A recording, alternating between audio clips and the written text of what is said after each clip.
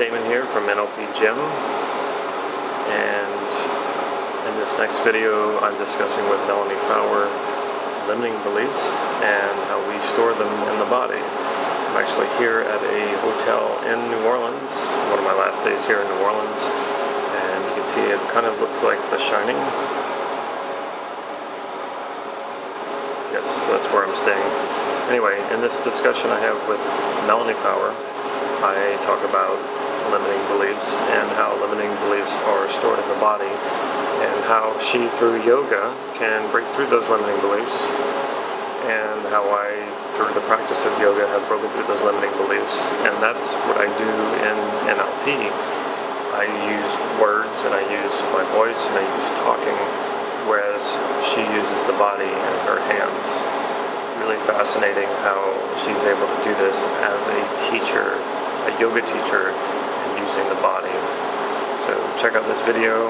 Also, don't forget to subscribe to this YouTube channel.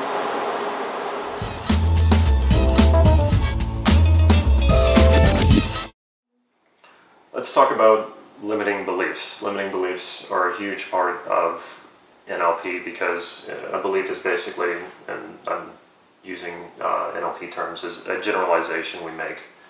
And it's so powerful, in fact, that we don't think our beliefs are beliefs. We think that they're facts, and that's kind of the filter in which we live our realities through these beliefs. And the truth is that no matter what, a belief is a limitation because reality doesn't bend to the belief. We bend to the belief. If we set that belief, that's how we live our lives. If I don't believe I can do it back then, I'm not going to even try. To understand that. Yeah, exactly. And so a lot of people are sort of living.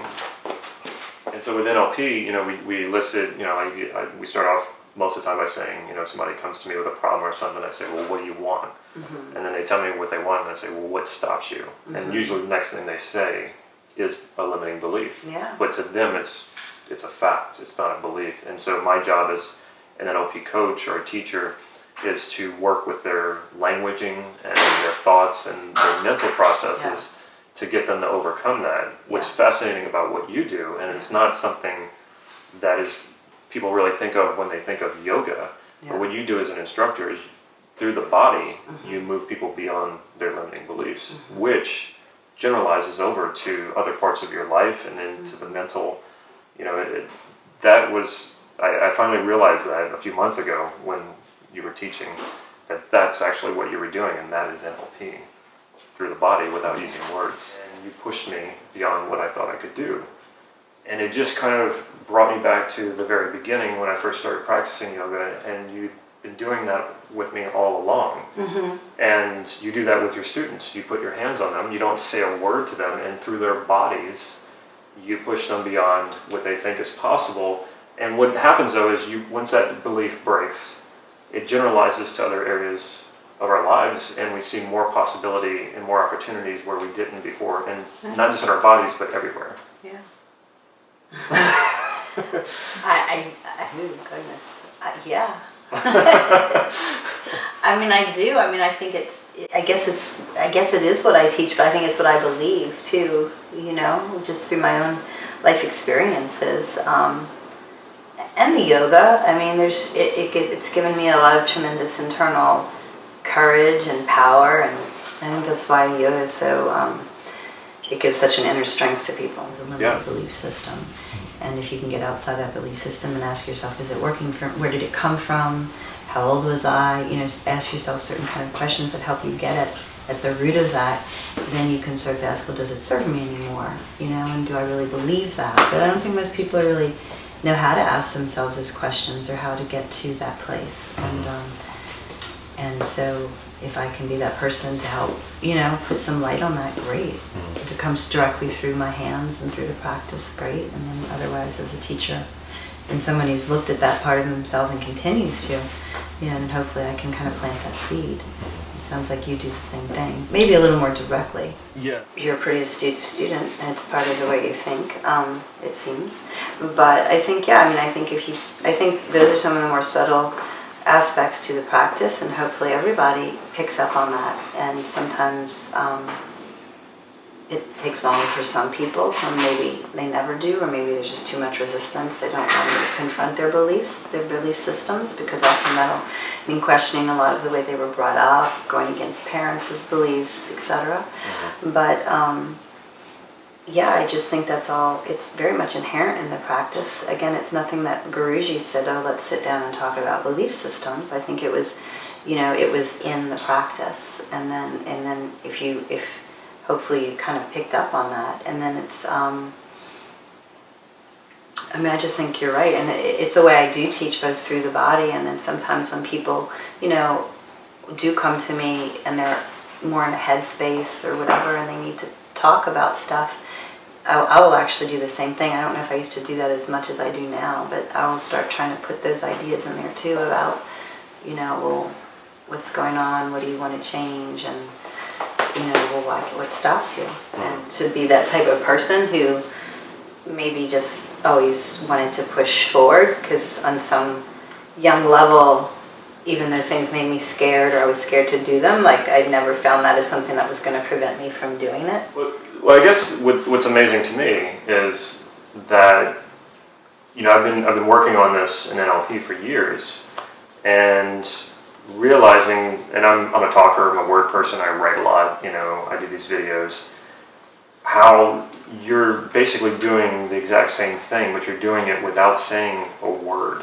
You're teaching without saying a word. You're putting your hands on someone, and you're receiving a communication from them. You feel in their bodies what their body's communicating, and then you communicate back. All of that is true.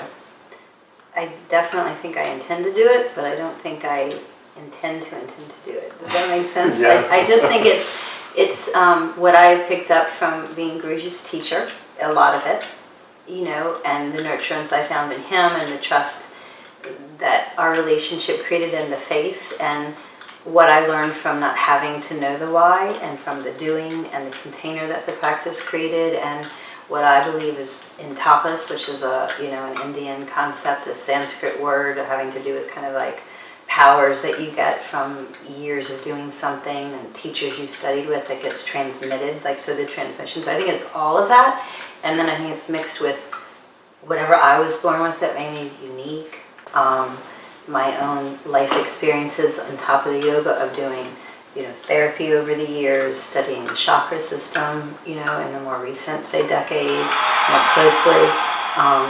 So I just think I bring everything to bear. I think I've become more seasoned as a teacher.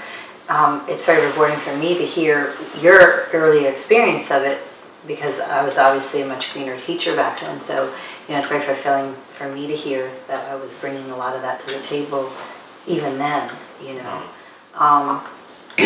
And I believe in everything you're talking about. I mean, I've had to examine my own belief systems, and I 100% think that most people do not realize or acknowledge that the way they think are our belief systems, the way that they were conditioned to think, conditioned to believe, and that is all it is conditioning, and you can uncondition those conditionings, and you can choose ways of thinking and ways of believing and ways of doing that are your own, and that you will find support for in other people.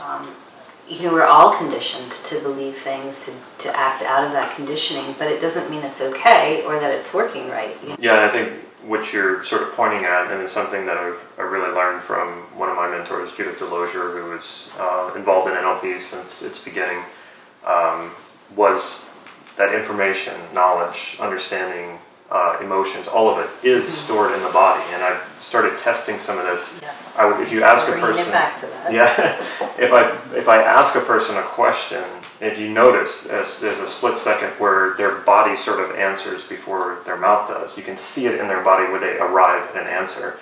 So the body, it's in there. And a lot of what you were just talking about is, our unconscious beliefs. Those are the most powerful beliefs because you don't know that they're there. It's all stored in the body. It's all stored in the body, and from so this posture or this posture, whether you're excessive, you're deficient, that the body holds it all. So you have to go back to the body to release it, I think. I agree, and I think it can be released by more the NLP thing, and then NLP is not limited to just the mind. And Judith Delosier, who I just mentioned, was one of the ones who kind of pioneered bringing the body into it, the body as a representational system. And there's this great quote by a famous dancer, and I cannot remember her name, but she said, if I could say it, I wouldn't have to dance it. I think so true. Yeah, and well, sort of. You got to back and feel it, and that can only happen at in the physical realm. You can't think your feelings. And you can't always articulate your limitations or your limiting beliefs, and that is what's so powerful. Exactly. But we can all show it through our physicality. And when you're doing these yoga poses and going beyond what you thought was possible, sometimes you release these limiting beliefs and they break open. And I remember that happening, and it was really amazing. And what's funny too is I remember asking you tons of questions whenever I first started practicing, because I was really enthusiastic about it. And I remember the look on your face a lot of times when I would ask you a question, and you would just look at me really strangely sometimes, and I would think, did I ask a stupid question? And you would go, I don't know how to put words to the answer, just go and practice. Oh, okay. And what you were basically telling me, that my answers that I was seeking, I was going to find in the practice, because it's going to reflect back. It takes time, right? Yeah. Check out my website, nlp-gym.com. Follow me on Facebook for real-time updates on upcoming workshops and free practice sessions that I hold in Santa Cruz, California. If you like this video, please click like right down here and leave me a comment or a question. I will follow up with you. Stay tuned to the end of this video so you can see how you get your hands on a free NLP online training. Take care.